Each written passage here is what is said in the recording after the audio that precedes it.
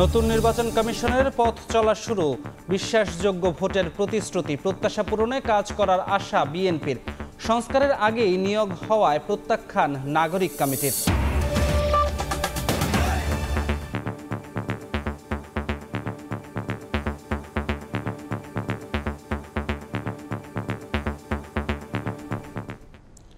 ভোরের সময়ে সঙ্গে আছি আমি ধ্রুব ব্যানার্জি। যাত্রা শুরু হলো নাসির উদ্দিন কমিশনের। শপথ নিয়েই দায়িত্বে যোগ দিলেন নতুন সিইসি সহ 5 নির্বাচন কমিশনার। সংবাদ সম্মেলনে প্রধান নির্বাচন কমিশনার বলেন, জাতির প্রত্যাশা পূরণে চ্যালেঞ্জ মোকাবিলার সাহস ও অভিজ্ঞতা নিয়েই কাজ করবে নতুন কমিশন। একই সঙ্গে সুষ্ঠু নির্বাচন আয়োজনের প্রতিশ্রুতি দিয়ে চাইলেন রাজনৈতিক দলগুলোর সহযোগিতা।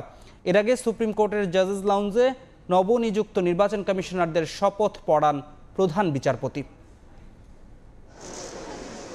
শপথ নিয়েই নির্বাচন ভবনে নতুন সিইসি এএমএম নাসির উদ্দিন সহ 5 কমিশনার। এ সময় তাদের ফুল দিয়ে শুভেচ্ছা জানান নির্বাচন কমিশনের কর্মকর্তারা। নিজেদের মধ্যে সংক্ষিপ্ত পরিচিতি পর্ব আর আলোচনা শেষে আনুষ্ঠানিকভাবে গণমাধ্যমের সামনে আসেন সিইসির নেতৃত্বে 4 কমিশনার। সিইসি বলেন, ক্রান্তিকালে জাতির এই গুরুত্বপূর্ণ দায়িত্ব পালনে চ্যালেঞ্জ মোকাবেলার সাহস ও অভিজ্ঞতা নিয়েই কাজ করবে নতুন কমিশন। চ্যালেঞ্জ মোকাবেলার যে একটা সাহস এবং অভিজ্ঞতা, আমি সেটার জন্যই এই কথাটা বলছি, নাহলে কোনো ক্রেডিট নেওয়ার জন্য না। অনেক কঠিন কাজ জীবনে করতে হয়েছে, আল্লাহর রহমতে ব্যর্থ হয়ে নেই। মানুষের যে আগ্রহ যেটা নষ্ট হয়ে গেছে ভোটের প্রতি, সেটাকে পুনরায় রেস্টোর করা, এইখানে তো আপনাদের ভূমিকা লাগবে। এবং আমরা যে খাস নিয়তে কাজ করতেছি, এটা মানুষকে জানানোটা আপনাদের দায়িত্বের মধ্যে পড়বে। এ সময় সাংবাদিকদের প্রশ্নে আসে ত্রয়োদশ নির্বাচন প্রসঙ্গ। নতুন সিইসির জবাব, সংশ্লিষ্ট সবার সঙ্গে আলোচনার ভিত্তিতে হবে দিনক্ষণ ঘোষণা। ইলেকশন রিলেটেড এসেনশিয়াল রিফর্মগুলো বলে তারপরে না হবে ইলেকশন, নাহলে আমার পক্ষে তো এটা সম্ভব না। ভোটের মাঠে আওয়ামী লীগের অবস্থান কি হবে সেই প্রশ্নও ছিল গণমাধ্যম কর্মীদের। সিইসির বার্তা, চলমান বিতর্কের অবসান হলেই সিদ্ধান্ত। আওয়ামী লীগের এবং তার যে আরো জোটের মধ্যেও তার 10-12টা আছে, তো ওটা নিয়ে তো সিরিয়াস বিতর্ক আছে, চলছে, বাইরে চলছে, কোর্টে আপনারাও দেখতেছেন, আমরাও দেখতেছি। এই বিতর্কের ফয়সালাটা হোক, ভোট তো আরো দেরি আছে। তো আমি এএমএম নাসির উদ্দিন। এর আগে রোববার দুপুরে সুপ্রিম কোর্টের জাজেস লাউঞ্জে প্রধান বিচারপতি সৈয়দ রিফাত আহমেদের কাছে শপথ নেন সিইসি সহ নবনিযুক্ত 5 কমিশনার। এ সময় কমিশনকে সব ধরনের সহযোগিতার আশ্বাস দেন প্রধান বিচারপতি।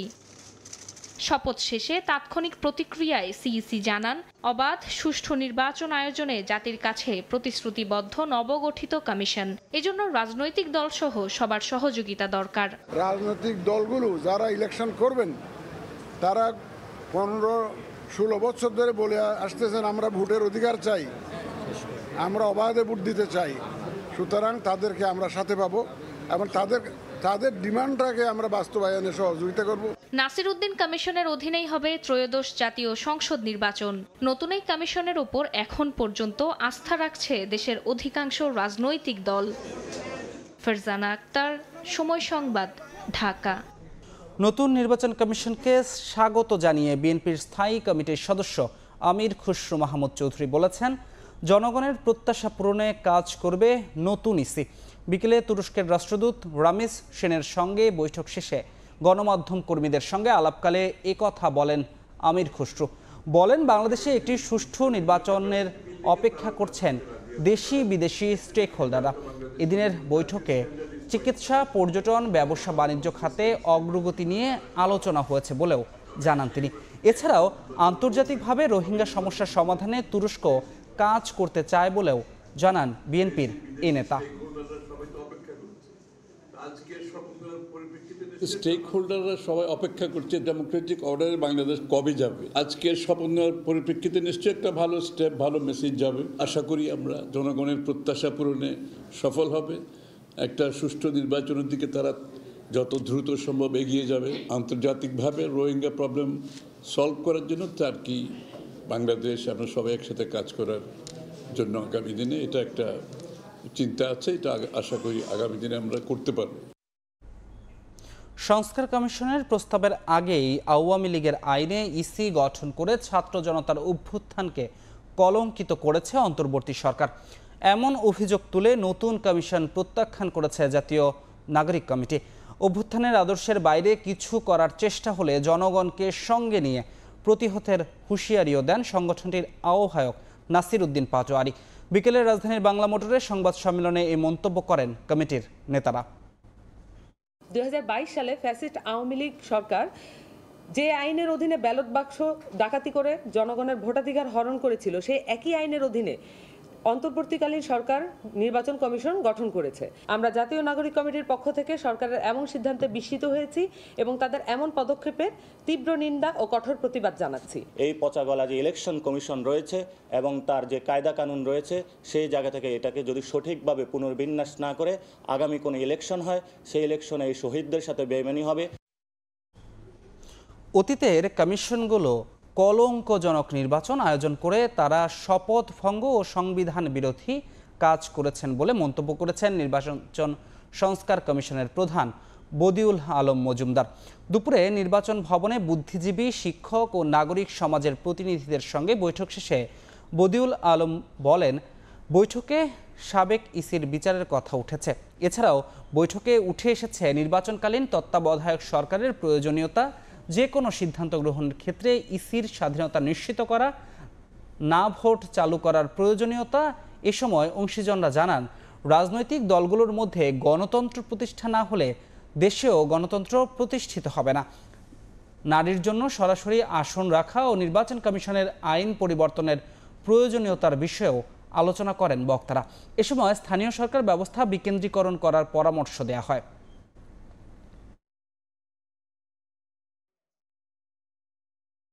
ইলেকশন কমিশনের যে স্বাধীন সত্তা সেটা সম্পর্কে আমি বলেছি এবং নির্বাচনে আইসিটি ব্যবহার এই বিষয়ে কথা বলেছি। দুই কক্ষ বিশিষ্ট যদি আইনসভা হয় তাহলে ও দায়বদ্ধতার জায়গাটা বেশি, পরিসরটা আরো বড় হবে। আমি তাদেরকে প্রস্তাবনা দিলাম যে আপনাদের মধ্যে একটা বিচারের একটা ব্যবস্থা যদি রাখা যায়, যে তারাই এই নির্বাচন কমিশনে এটা বিচার করবে। অতীতের নির্বাচন কমিশনগুলো যে কলঙ্কজনক নির্বাচন করেছে, পাতানো নির্বাচন করেছে, তো তারা এটা করার মাধ্যমে তারা শপথ ভঙ্গ করেছে, তারা সংবিধান লঙ্ঘন করেছে এবং এর তাদেরকে বিচারের আওতায় আনা কথা প্রায় সবাই বলে। বাজেট 15 থেকে 20 হাজার টাকা, তবে স্মার্টফোন হতে হবে একদম আপডেটেড। ক্রেতার এমন চাহিদার সঙ্গে মিল রেখে মধ্যম বাজেটের নতুন স্মার্টফোন আসছে বাজারে। আকর্ষণ বাড়ছে ছোট ছোট গ্যাজেটের প্রতি। Earbud, speaker, smart watch, power bank সব মিলিয়ে নিজেকে আপডেটেড রাখতে ক্রেতারা ঝুঁকছেন নতুন ভার্সনের মোবাইল আর চমকপ্রদ সব গ্যাজেটের দিকে। হোক ফ্ল্যাগশিপ মোবাইল কিংবা নতুন ভার্সনের স্মার্টফোন, আলফা জেনারেশনের যুগে নিজেকে সবসময় আপডেটেড রাখার কোনো বিকল্প নেই। মোবাইল মানে তো শুধু মোবাইল নয়, এর সঙ্গে যুক্ত হয় দারুণ সব গেজেট, স্মার্ট ওয়াচ, ইয়ারবাড কিংবা পকেটের পাওয়ার ব্যাংক। গেজেট আর মোবাইলে স্বাবলম্বী থাকতে তাই প্রতিদিনই আনাগোনা প্রযুক্তি পণ্যের দোকানে। সব সময় তো আমরা চাই কিছু আপডেট, আর সবসময় আমরা চাই যে অল্প টাকার মধ্যে আমরা ভালো কিছু আপডেট কিভাবে পাবো। প্রসেসর যেটা বেটার মনে হয়, কম টাকার ভিতরে বেশি পাই ওইটা। ব্যবসায়ীরা বলছেন স্মার্টফোনের মধ্যে সবচেয়ে বেশি চাহিদা মধ্যম বাজেটের অ্যান্ড্রয়েডের। অল্প দামে ভালো ক্যামেরা আর দীর্ঘ চার্জিং ব্যাকআপ, মোবাইলের কাটতি ভালো। যেসব ফোন বেশি প্রয়োজন হয়, যেমন হচ্ছে আপনার ভালো ক্যামেরা, যেমন চার্জিং, কাস্টমার এখন চায় হচ্ছে কম সময়ের মধ্যে যাতে দ্রুত চার্জ ওঠে। গেমিং সিরিজের ফোনগুলো যেগুলো প্রসেসর ভালো, র্যাম রোম ভালো, ডিসপ্লে ভালো, এই সেটগুলোর চাহিদা এখন ভালো আছে। বছরখানেক আগেও সাধ্যের বাইরে থাকে ইয়ারবাড, এখন চাহিদার তুঙ্গে। সঙ্গে যোগ হয়েছে নয়েজ ক্যান্সেলিং সুবিধা। ওয়াটারপ্রুফ স্মার্ট ওয়াচ আর ওয়্যারলেস পাওয়ার ব্যাংক হয়ে উঠেছে নিত্যদিনের সঙ্গী। তাই এসব পণ্যের দাম সাধ্যের মধ্যে রাখার মতো করে উৎপাদনও করছে বিভিন্ন প্রতিষ্ঠান। 2000-3000 টাকা ভালো ভালো ইয়ারফোন পাওয়া যাচ্ছে, যেমন একটা টাইমে আপনার 10-12 হাজার টাকা, 20 হাজার টাকা পর্যন্ত ইয়ারপড ছিল। নতুনের পাশাপাশি বিক্রি বেড়েছে সেকেন্ড হ্যান্ড স্মার্টফোনেও। বাজার ঘুরে জানা গেল উপযুক্ত র্যাম, পর্যাপ্ত রোম আর ভালো সার্ভিসের উপর নির্ভর করছে ক্রেতার চাহিদা আর ব্যবসায়ীর বিক্রি। মহির মারুফ, সময় সংবাদ, ঢাকা। দেখছেন ভোরের সময়, সঙ্গেই থাকুন। এলডিসি উত্তরণে বিভিন্ন চ্যালেঞ্জ থাকলেও প্রস্তুতি নিচ্ছে বাংলাদেশ। যুগের সঙ্গে তাল মেলাতে না পারলে মধ্যম আয়ের দেশ হওয়া অর্থবহ হবে না বলে জানিয়েছেন অর্থ উপদেষ্টা ডক্টর সালেউদ্দিন আহমেদ।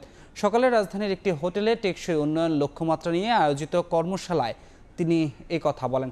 জানান, অন্তর্বর্তী সরকারের সংস্কার কাজ রাষ্ট্র পরিচালনায় পরবর্তী সরকারকে ইতিবাচক সহায়তা করবে। এ সময় আলোচকরা বলেন, স্বল্পোন্নত দেশ থেকে বেরিয়ে গেলে উন্নত বিশ্বে রফতানি সুবিধা কমে যাবে। চ্যালেঞ্জ মোকাবিলায় বিভিন্ন দেশের সঙ্গে FTA চুক্তি বাড়ানোর পরামর্শ দেন বক্তারা।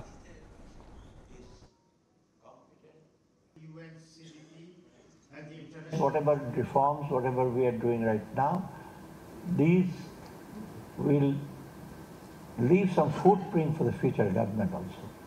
That is very important.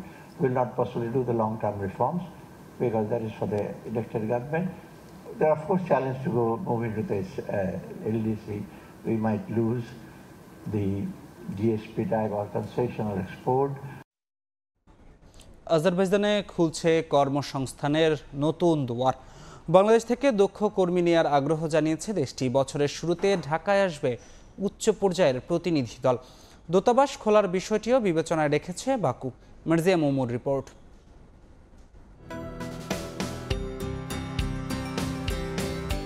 Caucasus অঞ্চলের বৃহত্তম দেশ আজারবাইজান। খনিজ জ্বালানি সমৃদ্ধ ধনী এই দেশে প্রবাসী বাংলাদেশির সংখ্যা বর্তমানে 1000। সাশ্রয়ী ব্যয়ে উচ্চশিক্ষার জন্য দেশটির রাজধানী বাকুর বিশ্ববিদ্যালয়গুলোতে পদচারণা বাড়ছে বাংলাদেশি শিক্ষার্থীদের। চিপ প্রাইসে ভালো পড়াশোনা করা যায়, এখানের ডিগ্রিটা পুরো ইউরোপে অ্যাকসেপ্টেবল। জ্বালানি বাণিজ্যের পাশাপাশি আজারবাইজানের উল্লেখযোগ্য খাত জাহাজ নির্মাণ শিল্প, যেখানে দক্ষতা দেখিয়ে চলেছে প্রায় 500 বাংলাদেশি কর্মী। 14 নভেম্বর প্রধান উপদেষ্টা ডক্টর মোহাম্মদ ইউনুস এবং দেশটির প্রেসিডেন্ট ইলহাম আলিয়েভের বৈঠকের পর নতুন সম্ভাবনা উকি দিচ্ছে বাংলাদেশি কর্মসংস্থানের ইস্যুতে। দ্বিপক্ষীয় সম্পর্ক নতুন উচ্চতায় নিতে 2025-এর প্রথম দিকে আজারবাইজান সরকারের উচ্চ পর্যায়ের প্রতিনিধি দলকে বাংলাদেশ সফরে পাঠাবেন বলে জানান প্রেসিডেন্ট ইলহাম আলিয়েভ। সেখানকার প্রবাসী বাংলাদেশিদের প্রত্যাশা, আজারবাইজানে বাংলাদেশ হাইকমিশন প্রতিষ্ঠা করা গেলে আরও উপকৃত হবেন তারা। বাংলাদেশ থেকে যদি কেউ কাজের ভিসা নিয়ে আসতে চায়, এখানে বিভিন্ন ধরনের যেগুলো শিপইয়ার্ড কোম্পানি আছে, ঠিক আছে, এই শিপইয়ার্ড কোম্পানিতে আপনাদের সিভিটা জমা দিতে পারেন, সিভিটা সেন্ড করতে পারেন ইমেলে। যদি ইন ফিউচারে যদি আমাদের সাথে ডিপ্লোম্যাটিক রিলেশনটা যদি বাড়ে, তাহলে কাজের সুযোগটাও বাড়বে। এম্বাসি না থাকার কারণে আমাদের মালয়েশিয়া শরণাপন্ন হইতে হয়, একটু সময় লেগে যায়। এর আগে গত 15 জুন বাকুতে বাংলাদেশ ও আজারবাইজানের মধ্যে প্রথম ফরেন অফিস কনসালটেশন বৈঠক অনুষ্ঠিত হয়। Marjia Mumu, Baku, Azerbaijan. দেখছেন ভোরের সময়। শ্রমিকদের ন্যূনতম মজুরি ও ট্রেড ইউনিয়ন করার পরিবেশ মার্কিন প্রশাসনের মনমতো হলেই বাংলাদেশ যুক্তরাষ্ট্রে জিএসপি ফিরে পাবে বলে আশ্বস্ত করেছে মার্কিন পররাষ্ট্র দফতর। সচিবালয়ে মার্কিন প্রতিনিধি দলের সঙ্গে সাক্ষাৎ শেষে সাংবাদিকদের একথা জানান বাণিজ্য উপদেষ্টা। বলেন, স্বল্পোন্নত দেশ হিসেবে বাংলাদেশকে যেসব সুবিধা দেওয়ার কথা সে বিষয়ে ইতিবাচক সাড়া দেয়নি যুক্তরাষ্ট্র। সকালে সচিবালয়ে বাণিজ্য উপদেষ্টার সঙ্গে দেখা করতে আসেন মার্কিন পররাষ্ট্র দফতরের প্রতিনিধি দল। কত দ্রুত আমরা 11 দফা বাস্তবায়ন করতে পারি। সাক্ষাৎ শেষে বাণিজ্য উপদেষ্টা সাংবাদিকদের জানান, মার্কিন বাজারে জিএসপি সুবিধা ফিরে পেতে বাংলাদেশে শ্রমবান্ধব কর্মপরিবেশ নিশ্চিতে 11টি কর্মপরিকল্পনার প্রস্তাব দিয়েছে যুক্তরাষ্ট্র। জোর দিয়েছে শ্রমিকদের ট্রেড ইউনিয়ন করার পূর্ণ স্বাধীনতা দেওয়ার পাশাপাশি কর্মীদের হয়রানি না করা ও ন্যূনতম মজুরি নিশ্চিত করার ওপর। জিএসপি পেতে গেলে আমাদের লেবার রাইটের যে এলিমেন্টগুলো আছে সেগুলোকে কমপ্লাই করার দরকার আছে এবং আমরা এগুলো কমপ্লায়েন্সের পরে অবশ্যই আমরা জিএসপি পাবো বলে আশা রাখি। তবে স্বল্পোন্নত দেশ হিসেবে বিশ্বের শীর্ষ অর্থনীতির দেশটির সঙ্গে দ্বিপাক্ষিক বাণিজ্যে যেসব সুবিধা পাওয়ার কথা বাংলাদেশের, তা দেওয়ার ব্যাপারে কোনো ইতিবাচক সাড়া মেলেনি বলে জানান বাণিজ্য সচিব। কিভাবে duty free, quota free access যেটা আমরা ইউরোপিয়ান ইউনিয়নে পাচ্ছি, অন্যান্য জাপানে পাচ্ছি, অন্যান্য জায়গায় পাচ্ছি, সেটা আমরা আমেরিকাতেও চাই, কিন্তু তারা ওই লাইনে কথা বলেনি। বৈঠকে সাম্প্রতিক সময়ে পোশাক খাতের শ্রমিক অসন্তোষ নিয়ে কোনো আলোচনা হয়নি বলে জানায় বাণিজ্য মন্ত্রণালয়। শুভ খান, সময় সংবাদ, ঢাকা। চলতি অর্থ বছরের প্রথম 4 মাসে জুলাই অক্টোবরে বার্ষিক উন্নয়ন কর্মসূচি এডিপি বাস্তবায়ন হচ্ছে মাত্র 8% কাছাকাছি, যা গেল 5 বছরের মধ্যে সবচেয়ে কম। পরিকল্পনা মন্ত্রণালয়ের বাস্তবায়ন পরিবীক্ষণ ও মূল্যায়ন বিভাগ হালনাগাদ এই তথ্য প্রকাশ করেছে। গেল অর্থ বছরের জুলাই অক্টোবর সময়ে বাস্তবায়নের হার ছিল 11.54%। টাকার অঙ্কে জুলাই অক্টোবর সময়ে বাস্তবায়নের পরিমাণ 21,978 কোটি টাকা। পুরো অর্থবছর জুড়ে বরাদ্দ রাখা আছে 2,78,288 কোটি টাকা। সরকারি ব্যয় কমানো, জুলাই আগস্টের অভ্যুত্থান, বড় প্রকল্পগুলোর পুনর্মূল্যায়ন সহ নানা কারণে বাস্তবায়নের হার কম বলে মনে করছেন সংশ্লিষ্টরা। ধান, নদী, খাল, এই তিনে বরিশাল। ব্রিটিশ যুগে বরিশালকে বলা হতো প্রাচ্যের ভেনিস। প্রকৃতি যেন এক অনন্য রূপে গড়েছে কীর্তনখোলার পাড়ের বরিশালকে। সূর্যোদয় আর সূর্যাস্ত একসঙ্গে দেখার দেশের একমাত্র সমুদ্র সৈকত কুয়াকাটা। রয়েছে বরগুনার সবুজ বন, ভোলার চর, কুকরি মুকরি সহ নানা সৌন্দর্য। প্রকৃতির এত সব লীলাভূমিকে কাজে লাগিয়ে পর্যটন শিল্পের অপার দ্বার উন্মোচন হয়েছে বিভাগটিতে। তবে কাঙ্ক্ষিত উদ্যোগের অভাবে মুখ থুবড়ে পড়ে আছে সেই সম্ভাবনা। বিস্তারিত অপূর্ব অপুর রিপোর্টে।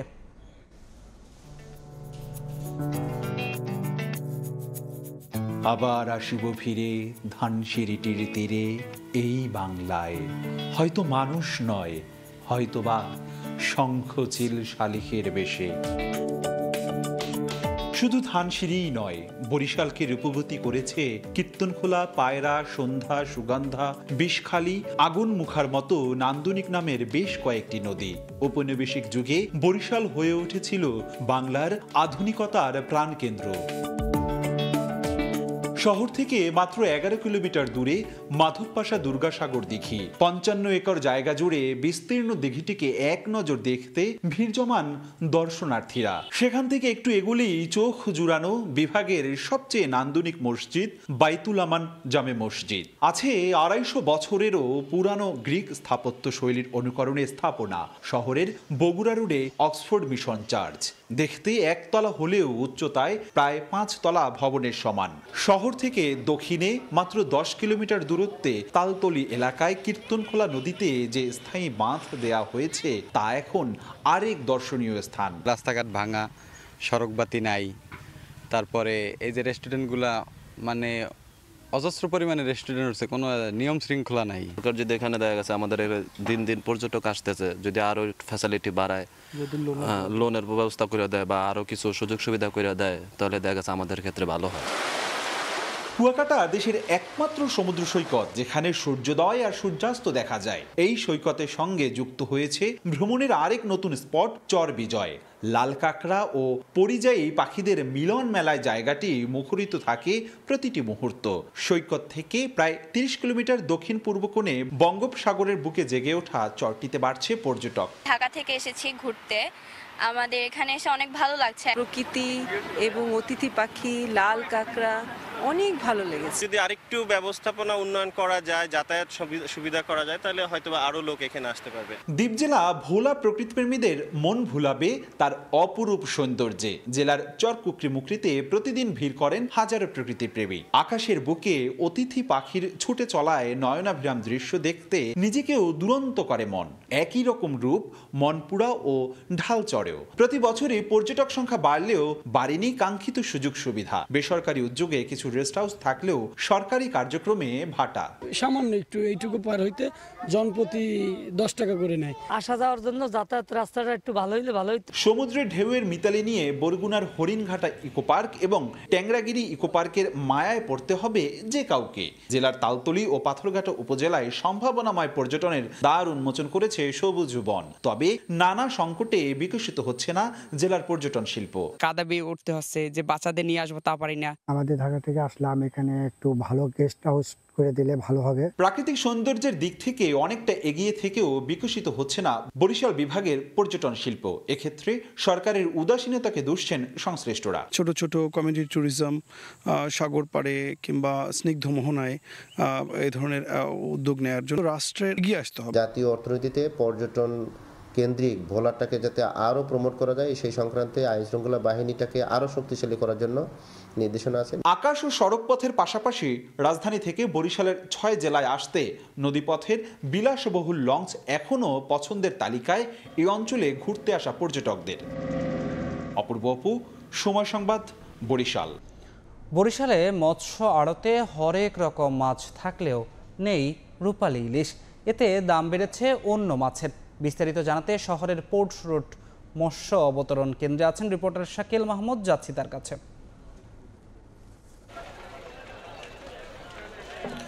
এখন গত 2 নভেম্বর 22 দিনের যে মাছ ধরার নিষেধাজ্ঞা সেটা শেষ হলেও এখনও কিন্তু এই বরিশালের যে বাজারগুলো আছে সেখানে কিন্তু নদী বা সাগরের তেমন একটা মাছের কিন্তু দেখা নেই। এবং এই সুযোগেই কিন্তু যে চাষের যে মাছগুলো আছে তা কিন্তু বাজারে ছয়লাভ হয়ে রয়েছে। আমরা দেখছি যে বরিশাল নগরীর যে পোর্ট রোড এলাকায় যে মৎস্য অবতরণ কেন্দ্রটি রয়েছে সেখানে কিন্তু বছরের বেশিরভাগ সময় ইলিশ মাছে ছয়লাভ থাকলেও এখন কিন্তু ইলিশের তেমন একটি দেখা নেই। এবং সেখানে দখল করে নিয়েছে কিন্তু চাষের যে মাছগুলো আছে পাঙ্গাস সহ সেই মাছগুলো। এবং পুরো বাজার জুড়েই কিন্তু একটা পাঙ্গাস মাছের রাজত্ব আমরা দেখতে পাচ্ছি। যেমন চাষের তার পাশাপাশি কিন্তু নদী এবং নদীতেও কিন্তু পাঙ্গাস মাছ অনেকটাই ধরা পড়ছে। এবং সেখান থেকে কিন্তু পুরো বাজারেই কিন্তু আমরা দেখছি যে চাষের মাছই কিন্তু ছয়লাভ। এবং আমরা আজকের যে বাজার দর আমরা এখানে যারা বিক্রেতা আছে তাদের সাথে কথা বলছিলাম, তারা যেটা আমাদেরকে জানিয়েছে যে নদীর যে পাঙ্গাস মাছগুলো আছে সেগুলো 700 থেকে 750 টাকা কেজি দরে বিক্রি হচ্ছে। এবং চাষের যে পাঙ্গাস মাছগুলো আছে সেগুলো 180 টাকা থেকে শুরু করে সর্বোচ্চ 200 টাকায় কিন্তু বিক্রি হচ্ছে। এছাড়া রুই মাছ বিক্রি হচ্ছে 400 টাকায়, গলদা চিংড়ি বিক্রি হচ্ছে 1500 টাকা, পোমা মাছ বিক্রি হচ্ছে 200 টাকা কেজি দরে, চাষের কই মাছ বিক্রি হচ্ছে 160 থেকে 200 টাকা।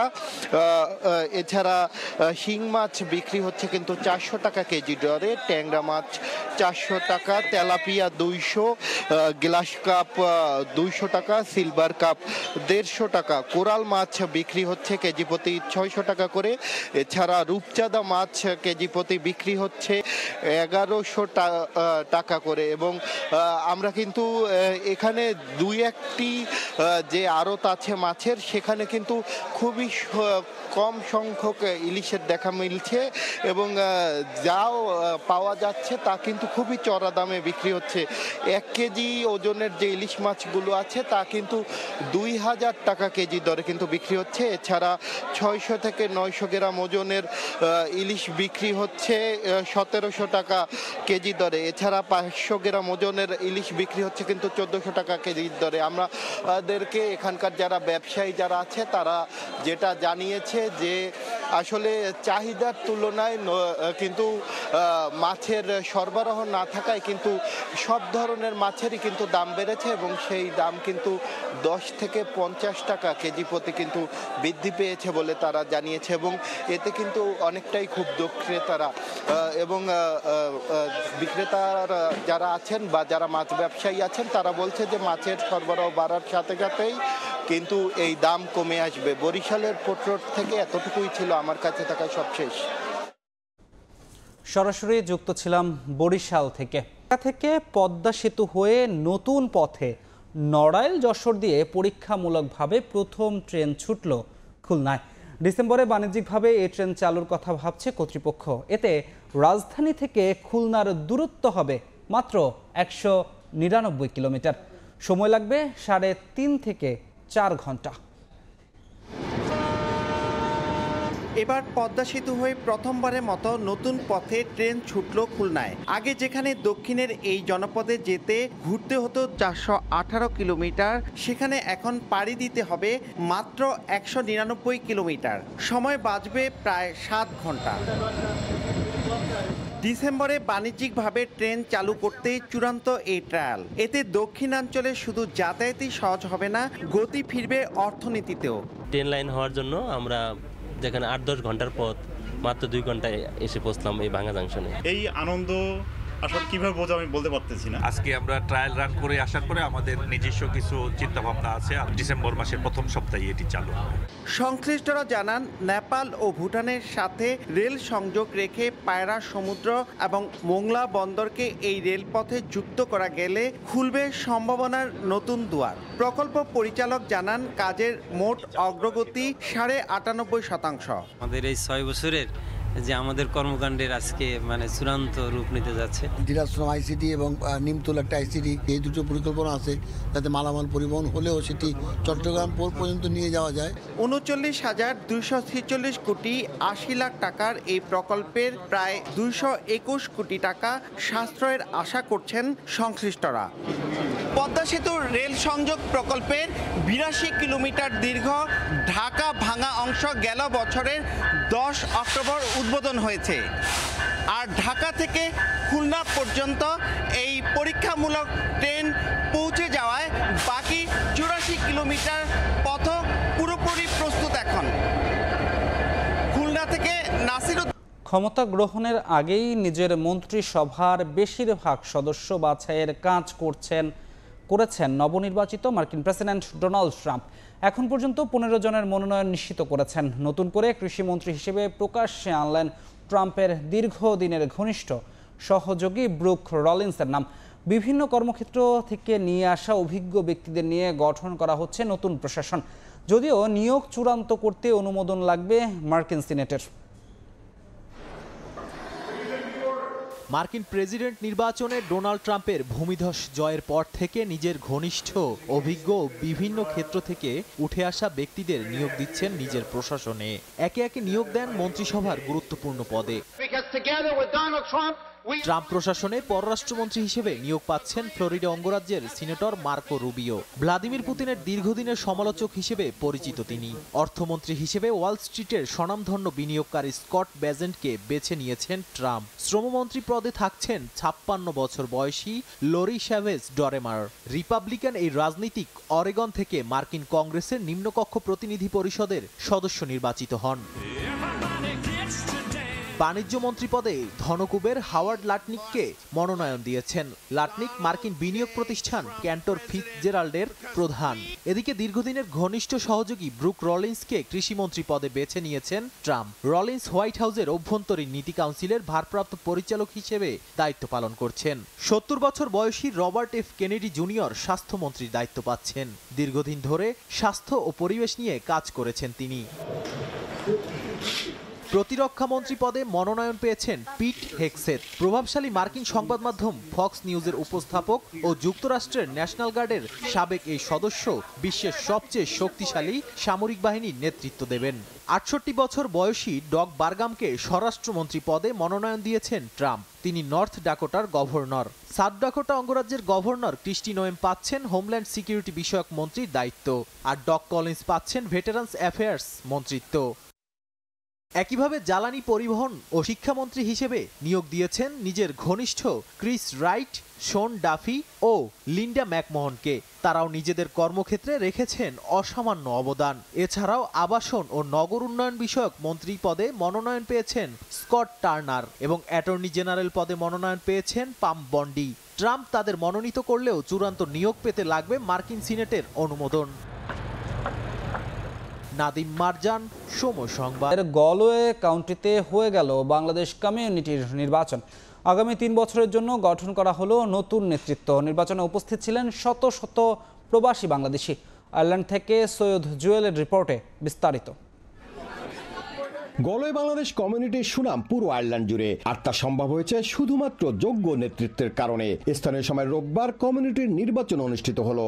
সকাল 10টা থেকে বিকাল 5টা পর্যন্ত চলে ভোট গ্রহণ। এবার আগামী 3 বছরের জন্য দায়িত্ব দেওয়া হলো এক ঝাঁক অভিজ্ঞদের হাতে।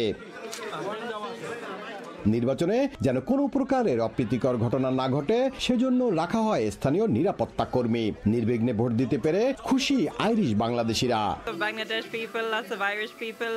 You can go in, do your vote, you can get lots of food. All the local people here from Bangladesh doing lots of nice things in Galway. আজকে অনেক দিন পর একটা সুন্দর ভোটের আয়োজন ছিল গলওয়ে বাংলাদেশ কমিউনিটির পক্ষ থেকে। আমরা সবাই স্বতঃস্ফূর্তভাবে আমরা ভোটে অংশগ্রহণ করেছি। সবার কাছে গ্রহণযোগ্য নির্বাচন করতে অক্লান্ত পরিশ্রমের কথা জানায় নির্বাচন কমিশন। আজকের ভোট আমরা শতভাগ সম্পূর্ণ এবং সুস্থ এবং নিরপেক্ষ নির্বাচন দিতে আমরা অঙ্গীকারবদ্ধ ছিলাম। আমাদের নির্বাচন শতভাগ এবং সম্পূর্ণ এবং সুস্থ নির্বাচন আমরা দিতে পেরেছি। বাংলাদেশ কমিউনিটি হলে নির্বাচন সম্পন্ন করতে পেরেছি এবং অত্যন্ত সুন্দর পরিবেশে সবাই আমাদের প্রায় 500 ভোট আজকে কালেক্ট হয়েছে। আশা করি আমাদের এই ধারাবাহিকতা অব্যাহত থাকবে। নির্বাচনে জয়ী হয়ে সবাইকে একসাথে নিয়ে কাজ করতে চান সদ্য নির্বাচিত এই সম্পাদক।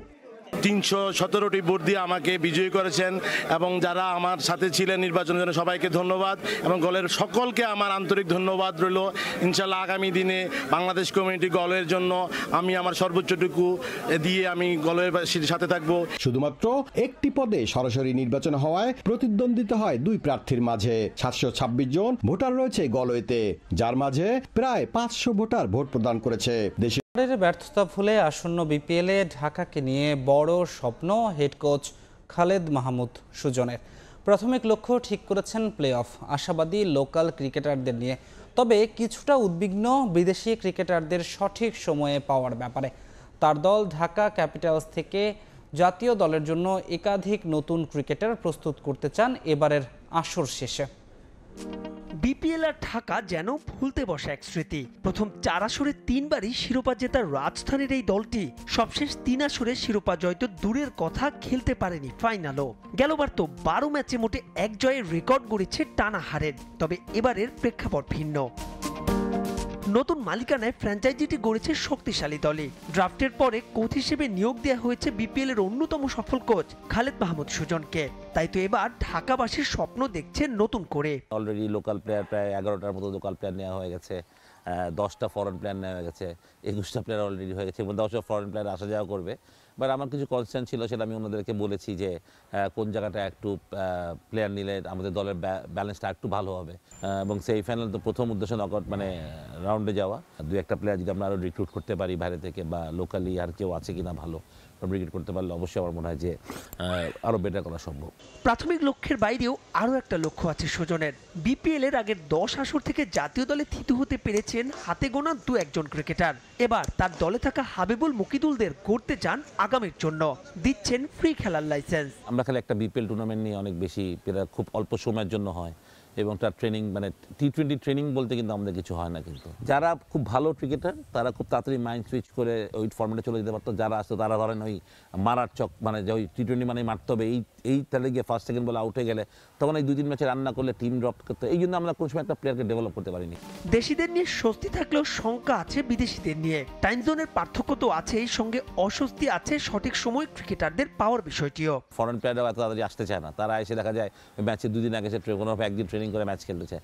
সেটা আমি একদম, কারণ এই যে টাইম ডিফারেন্সের কারণে জেট ল্যাগের কারণে এটা খুব একটা বড় প্রবলেম। আমি রিকোয়েস্ট করবো তাদেরকে অ্যাটলিস্ট যেতে 4-5 দিন আগে আসে, কারণ এই আবহাওয়ার সাথে খাপ খাওয়ানো, টাইম ডিফারেন্সটা অ্যাডজাস্ট করা, এগুলো খুবই ইম্পর্টেন্ট প্লেয়ারদের জন্য আসলে।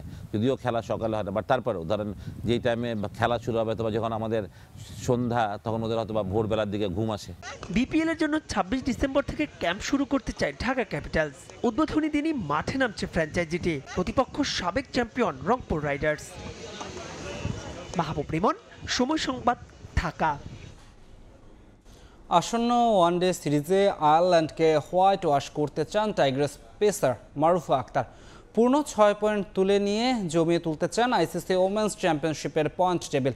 আছে ব্যক্তিগত লক্ষ্য, নিজের নিম্নমুখী পারফরমেন্সের গ্রাফে উন্নতি আনার লক্ষ্য মারুফার। খেলতে চান নারীদের কাউন্টি চ্যাম্পিয়নশিপ, বিগ ব্যাশ কিংবা আইপিএলে। মিরপুরে ততক্ষণে বিকেলের অস্তমিত সূর্য পশ্চিম আকাশে হেলে পড়ছে। একাডেমি মাঠে তবু ব্যস্ত টাইগ্রেস। চিফ সিলেক্টরের সঙ্গে তাদের অনুশীলন পর্যবেক্ষণে বিসিবি ডিরেক্টর নাজমুল আবেদিন ফাহিম। হঠাৎ করেই যেন খেই হারিয়েছে বাংলার নারী ক্রিকেট। একসময় যে হিসেব ছিল সহজ, তাই এখন ঝুলে আছে পরিসংখ্যানের মারপ্যাচে। টানা 5 আন্তর্জাতিক ওয়ানডে হারে এখন শঙ্কার মুখে নারী দলে 2025 ওয়ানডে বিশ্বকাপে সরাসরি অংশগ্রহণের টিকিট। তবে সুযোগটা এখনো বাংলাদেশের হাতেই। সেরা 6 দলের মধ্যে থাকতে হলে জিততেই হবে পরবর্তী 2 সিরিজ, অর্থাৎ আয়ারল্যান্ড আর ওয়েস্ট ইন্ডিজের বিপক্ষে অন্তত 4টা ম্যাচ। ঘরের মাঠে তাই আইরিশদের বিপক্ষে 6 পয়েন্ট ভীষণ গুরুত্বপূর্ণ। বিষয়টি জানা টাইগ্রেসদেরও, তাই তো তারা জিততে চায় 3 ম্যাচেই। যত দিন যাচ্ছে তত সবাই ডে বাই ডে অনেক ভালো ইমপ্রুভ করতেছে। তো ওরাও ওরাও হচ্ছে ভালো টিম। সো আমরা ওইভাবেই প্রিপারেশন নিচ্ছি, চেষ্টা করতেছি আমরা যেন 3টা ম্যাচই জিততে পারি, যেহেতু আমাদের সামনে হচ্ছে বিশ্বকাপ। সো আমাদের লক্ষ্য এখন 3টা ম্যাচই জেতার। 20 বছর বয়সী মারুফার আন্তর্জাতিক ক্রিকেটে পদার্পণ চমক জাগানিয়া, কিন্তু সবশেষ কয়েকটি সিরিজে যেন নিজেকে হারিয়ে খুঁজছেন, যে কারণে সম্ভাবনা জাগিয়েও তার জায়গা হয়নি নারীদের বিগ ব্যাশ কিংবা আইপিএলে।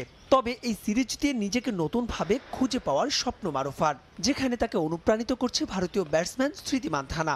স্মৃতি মান্ধানা আমাকে বলে যে তুমি অনেক হার্ডওয়ার্ক করো, তুমি অনেক ভালো একজন প্লেয়ার, সো তুমি এটা হচ্ছে ধরে থাকো, ইনশাল্লাহ তোমার ফিউচার অনেক ভালো। পারফরমেন্সটা যদি আমি নিজে ভালোভাবে তৈরি করতে পারি তো তাদের চোখে তো অবশ্যই পড়বো, তখন ইনশাল্লাহ যদি চাই তখন অবশ্যই খেলবো। এদিকে রোববার টিম হোটেলে বিশ্রামে ছিল আয়ারল্যান্ড নারী দল। 3 ম্যাচ সিরিজের প্রথম ওয়ানডে 27 নভেম্বর। মাহবুব রিমন, সময় সংবাদ, ঢাকা। আইপিএল নিলামের খবর। 20 মিনিটও টিকল না শ্রেয়স আইয়ারের রেকর্ড। ঋষভ পন্তকে দলে ফেরাতে সব রেকর্ড ভেঙে চুরমার করল লখনৌ সুপার জায়ান্টস। আইপিএলের ইতিহাসে সর্বোচ্চ 27 কোটি রুপি দিয়ে এই উইকেট কিপার ব্যাটসম্যানকে দলে নিয়েছে সুপার জায়ান্টস। এর আগে শ্রেয়স আইয়ারকে দল নিতে পাঞ্জাব কিংস খরচ করে 26 কোটি 75 লাখ রুপি। ফ্র্যাঞ্চাইজি ক্রিকেটের ইতিহাসে এর চেয়ে বেশি পারিশ্রমিকের কোনো নজির নেই। পার্থে একের পর এক রেকর্ড গড়ে চলেছে ভারত ক্রিকেট দল। জেদ্দায় না থেকেও রেকর্ড ভাঙা গড়ায় মেতে উঠেছেন ভারতীয় ক্রিকেটাররা। মক অকশনে ঋষভ পন্তের দাম উঠেছিল 33 কোটি রুপি। ধারণা করা হচ্ছিল মূল নিলামেও এই উইকেট কিপার ব্যাটসম্যানকে দলে নিতে উঠে পড়ে লাগবে ফ্র্যাঞ্চাইজিগুলো, হয়েছেও তাই। জেদ্দার আবাদি আল জোহার এরেনায় নিলামের প্রথম 1 ঘন্টাতেই ছিল সব আকর্ষণ। মাঠের লড়াইয়ে নামার আগেই খেলোয়াড় দলে ফেরাতে যুদ্ধে অবতীর্ণ হয় সব ফ্র্যাঞ্চাইজি। প্রথম সেটেই নাম ওঠে শ্রেয়স আইয়ারের। গেলবার কলকাতা নাইট রাইডার্সকে শিরোপা জেতানোর সঙ্গে 14 ম্যাচে 146 স্ট্রাইক রেটে করেছিলেন 351 রান। এই ক্রিকেটারকে দলে নিতে তুমুল লড়াই চলে পাঞ্জাব কিংস ও দিল্লি ক্যাপিটালসের মধ্যে। শেষ পর্যন্ত আইপিএলের আগের সব রেকর্ড চূর্ণ করে 26 কোটি 75 লাখ রুপিতে তাকে দলে নেয় পাঞ্জাব কিংস। তবে সেই রেকর্ড টিকেছে মোটে 20 মিনিট। এরপর হয় কোটি সমর্থকের অপেক্ষার অবসান। মার্কি ক্রিকেটারদের প্রথম সেটের শেষ নাম ছিল ঋষভ পন্তের, যেখানে রয়্যাল চ্যালেঞ্জার্স বেঙ্গালুরুর সঙ্গে লড়াইয়ে অবতীর্ণ হয় লখনৌ সুপার জায়ান্টস। একটা পর্যায়ে আরসিবি বের হয়ে গেলেও লখনৌয়ের সঙ্গে বিডিং ওয়ার চালিয়ে যায় সানরাইজার্স হায়দ্রাবাদ। 20 কোটি 75 লাখ রুপি দাম ওঠে পন্তের। সে সময় দিল্লি ক্যাপিটালসের সামনে সুযোগ আসে রাইট টু ম্যাচ করে এই ক্রিকেটারকে দলে ফেরানোর। পন্তের দাম 1 লাফে 27 কোটি রুপিতে তুলে দেয় লখনৌ সুপার জায়ান্টস, যে মূল্যে তাকে নিতে রাজি হয়নি দিল্লি। ফলে রেকর্ড অর্থে মারকুটে এই ব্যাটসম্যানকে দলে নেয় লখনৌ। গেলবার আইপিএল নিলামের সব আলো কেড়ে নিয়েছিলেন 2 অজি মিচেল স্টার্ক ও প্যাট কামিন্স। এবার দিল্লিতে খেলা সাবেক 2 সতীর্থ আইপিএল ইতিহাসের সবচেয়ে দামি খেলোয়াড়ের তকমা নিজেদের করে নিয়েছেন। সাজিদ মুস্তাহিদ, সময় সংবাদ। 2 দিনব্যাপী আইপিএল মেগা অকশনের প্রথম দিনে নির্ধারিত 84 জনের মধ্যে বিক্রিত ক্রিকেটারের সংখ্যা 72। ঋষভ পন্ত ও শ্রেয়স আইয়ারের রেকর্ডের দিনে তৃতীয় সর্বোচ্চ দামে কলকাতা নাইট রাইডার্সে যোগ দিয়েছেন ভেঙ্কটেশ আইয়ার। আর আইপিএল ইতিহাসের সর্বোচ্চ দামে বিক্রিত হয়েছেন স্পিনার যুজবেন্দ্র চাহাল। এখন পর্যন্ত ওভারসিজ ক্রিকেটারদের মধ্যে সর্বোচ্চ মূল্য উঠেছে জস বাটলারের, তবে অবিকৃত থেকে গেছেন ডেভিড ওয়ার্নার। আবাদি আল জোহার অ্যারেনায় ব্রিফকেস আর ব্যাগ ভর্তি কাগজপত্র নিয়ে হাজির ফ্র্যাঞ্চাইজি মালিক, কোচ, পরামর্শকরা। আইপিএল এর মেগা অকশনকে কেন্দ্র করে সৌদি আরবের জেদ্দার 15,000 সিটিং ক্যাপাসিটির ভেন্যুতে রাজ্যের ব্যস্ততা। 2 দিন ব্যাপী নিলাম প্রক্রিয়ার প্রথম দিনই মূল আকর্ষণ ঋষভ পন্ত আর শ্রেয়স আইয়ারের রেকর্ড ব্রেকিং মূল্য শুরুতেই অনুষ্ঠানের আবেদন বাড়িয়ে দেয় কয়েক গুণ। 1574 জন রেজিস্টার্ড ক্রিকেটার থেকে নিলামের চূড়ান্ত তালিকায় ছিলেন 577 জন। মোট 204টি স্লটের জন্য শুরু হয় লড়াই, যার মধ্যে বিদেশি ক্যাটাগরিতে স্লট ছিল 70টি। ডে ওয়ানে 12 সেটে 84 জন ক্রিকেটারের জন্য রেসে নেমেছিল। চৌধুরীর খেলা নিয়ে তৈরি হলো অনিশ্চয়তা। এবার বাধা হয়ে দাঁড়ালো খোদ ফুটবলের নিয়ন্ত্রক সংস্থা ফিফা।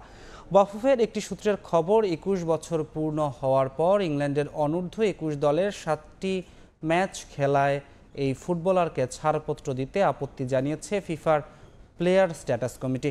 তবে হামজাকে লাল সবুজের হয়ে খেলানোর বিষয়ে এখনও আশাবাদী বাফুফে, যার জন্য ফিফাকে সবকিছু অবগত করে চিঠি পাঠিয়েছে তারা। দীর্ঘদিন ধরে একটা স্বপ্ন অন্তরে লালন করে আসছেন দেশের কোটি ফুটবল ভক্ত। বাংলাদেশের হয়ে খেলবেন ইংলিশ প্রিমিয়ার লিগ মাতানো ফুটবলার হামজা দেওয়ান চৌধুরী। এর আগে জামাল ভুঁইয়া ও তারিক কাজী লাল সবুজের হয়ে খেললেও বাংলাদেশি বংশোদ্ভূত ফুটবলারদের মধ্যে বড় নাম হামজা। লেস্টার সিটির হয়ে FA কাপ ছাড়াও জিতেছেন ইংলিশ লিগ কাপের শিরোপা। এই ফুটবলার বাংলাদেশের হয়ে খেলার আগ্রহ প্রকাশ করার পরই তাকে লাল সবুজ দলে আনার প্রক্রিয়া শুরু করে বাংলাদেশ ফুটবল ফেডারেশন। বাংলাদেশের পাসপোর্ট থেকে শুরু করে ইংলিশ ফুটবল অ্যাসোসিয়েশন ও ক্লাবের ছাড়পত্রের ব্যবস্থা করে বাফুফে। বাকি ছিল শুধু ফিফার প্লেয়ার স্ট্যাটাস কমিটির ছাড়পত্র, যা মিললে হয়তো নভেম্বর উইন্ডোতেই লাল সবুজ স্কোয়াডে দেখা যেত লেস্টার সিটির এই ফুটবলারকে। তবে নতুন খবর, হামজা চৌধুরীকে ছাড়পত্র দিতে আপত্তি জানিয়ে বাফুফেকে চিঠি দিয়েছে ফুটবলের নিয়ন্ত্রক সংস্থা ফিফা। মূলত ইংল্যান্ডের বয়সভিত্তিক দলের হয়ে হামজার ম্যাচ খেলার বিষয়টি তৈরি করেছে সমস্যা। 2018-19 সালে ইংল্যান্ডের অনূর্ধ্ব 21 দলের হয়ে 7টি ম্যাচ খেলেছিলেন হামজা। আর এই সময় তার বয়স 21 বছর অতিক্রম করায় আপত্তি তুলেছে ফিফা। তখন বয়স 21 এর কম থাকলে এমন সমস্যার সৃষ্টি হতো না বলে জানায় ফিফার প্লেয়ার স্ট্যাটাস কমিটি। এছাড়া ইংল্যান্ডের হয়ে খেলার 5 বছর পর বাংলাদেশের পাসপোর্ট পেয়েছেন হামজা। বাফুফেকে দেওয়া চিঠিতে এসব বিষয় তুলে ধরে ফুটবলের নিয়ন্ত্রক সংস্থা। তাতেই স্বপ্ন ভাঙতে যাচ্ছে হামজা চৌধুরী ও বাংলাদেশের কোটি ফুটবল ভক্তের। তবে এখনই হাল ছাড়ছে না বাংলাদেশ ফুটবল ফেডারেশন। এই ফুটবলারকে পেতে ফিফাকে ফিরতি চিঠি দিয়েছে ফেডারেশন, যেখানে বেশ কিছু কাগজপত্র সহ নতুন করে ব্যাখ্যাও দিয়েছে বাফুফে। এদিকে আগামী বছর AFC এশিয়ান কাপ বাছাই খেলবে বাংলাদেশ। তার আগে নিজেদের শক্তি বাড়াতে হামজা চৌধুরীকে দলে পেতে চায় লাল সবুজরা। ফাহিম ইসলাম, সময় সংবাদ। কমলো ভোট প্রদানের সময়। বাফুফে নির্বাচনে টাই হওয়া সদস্য পদের পুনর্নির্বাচনের মাত্র 2 ঘন্টা ভোট দিতে পারবেন ডেলিগেটরা। বৈঠক করে এমন সিদ্ধান্ত নিয়েছেন নির্বাচন কমিশন। এই সিদ্ধান্তের ফলে ভোটার উপস্থিতি আরও কমে যাওয়ার শঙ্কা করছেন প্রার্থীরা। এর আগে ভোটিং টাইম সকাল 11টা থেকে দুপুর 2টা পর্যন্ত ঘোষণা করেছিল নির্বাচন কমিশন। বাফুফের কার্যনির্বাহী কমিটির 21 পদের বিপরীতে 20টির নিষ্পত্তি হয় 26 অক্টোবরের নির্বাচনে। তাই হওয়া একটি সদস্য পদের নির্বাচন 30 নভেম্বর, যার জন্য বৈঠকে বসেছিল কমিশন। সেখান থেকে এসেছে অদ্ভুত এক সিদ্ধান্ত। শুরুতে নির্বাচন কমিশন সিদ্ধান্ত নিয়েছিল সদস্য পদের পুনর্নির্বাচনে ভোট দেওয়া যাবে 11টা থেকে দুপুর 2টা পর্যন্ত। তবে বৈঠক করে সেই সময় কমিয়েছে কমিশন। ডেলিগেটরা ভোট প্রদানের জন্য সময় পাবেন মাত্র 2 ঘন্টা, সকাল 11টা থেকে দুপুর 1টা পর্যন্ত। এমনিতেই মাত্র একটি পদে নির্বাচন হওয়ায় ডেলিগেটদের মাঝে আগ্রহ কম। তার মধ্যে ভোট প্রদানের সময় কমিয়ে আনায় তাদের আগ্রহে আরও ভাটা পড়বে সেটা বলাই যায়। তারপরও নির্বাচন কমিশনের এমন সিদ্ধান্তে অবাক প্রার্থীরা। এটা যদি হয় সেটা আসলে অ্যালার্মিং, কারণ সারা বাংলাদেশ থেকে যেহেতু ভোটার আসবে, সেখানে 2 ঘন্টা আসলে নট সাফিসিয়েন্ট। ইভেন আমি বলি যে 11টা থেকে 2টা পর্যন্ত এটা সাফিসিয়েন্ট ছিল না। যখন ছিল যে 15টা ভোট, ওই সময়ের বিষয়টা আর এখন কিন্তু টোটালি ডিফারেন্ট। 1v1 তো মানে একটা ভোট 2টা ভোট এরকম হয়ে যাচ্ছে। এখন আসলে অনেক টাফ একটা সিচুয়েশন। জয় তো ডেফিনেটলি আশা করি। এখন ডেলিগেটররা যে ডিসিশন নেন, যেটা ভালো মনে করেন, সেটার উপর বেস করেই তো রেজাল্টটা হবে। মাত্র একটি পদে নির্বাচন হয় ডেলিগেটদের আকৃষ্ট করতেও বেশ বেগ পেতে হচ্ছে প্রার্থীদের, বিশেষ করে ঢাকার বাইরের ভোটারদের ক্ষেত্রে। যদিও উপস্থিতি নিয়ে কোনো মাথা ব্যথা নেই নির্বাচন কমিশনের। 133 ডেলিগেটের মধ্যে যে কয়জনই আসুক না কেন, তাদের ভোটিং ম্যান্ডেটেই আসবে চূড়ান্ত সিদ্ধান্ত। সবাই তো সংগঠক, না হলে ক্লাবের কর্মকর্তা এবং খেলোয়াড়রা এখানে ডেলিগেট। তো আমি আশা করি যে ক্রীড়া সংশ্লিষ্ট সবাই একটা গভর্নিং বডির ফুলফিল করার জন্য তারা সদ্যোগে আসবেন। আমি আশাবাদী, যেহেতু গতবার তারা নিজের অজান্তেই আমাকে ভালোবেসে এবং তাদের সমর্থন আমাকে এতদূর নিয়ে এসেছে, এবার আশা করি পরিচয় হওয়ার পরে আর আমার সেই বিশ্বাসটা আরও দৃঢ় হয়েছে। একটা ভোটের জন্য অনেকেই হয়তো আসতে চাবেন না। তো এটা যেহেতু আমরা দুইজনই প্রার্থী, যতটুক ইনফ্লুয়েন্স করে ওনাদেরকে আনতে পারি সেই চেষ্টা চালাচ্ছি। এখন বাকিটা দেখা যাক কি হয়। নির্বাচনে ভোট প্রদানের জন্য যাতায়াত ভাতা পাবেন ডেলিগেটরা। 30 নভেম্বর বাফুফে ভবনেই হবে ভোট গ্রহণ।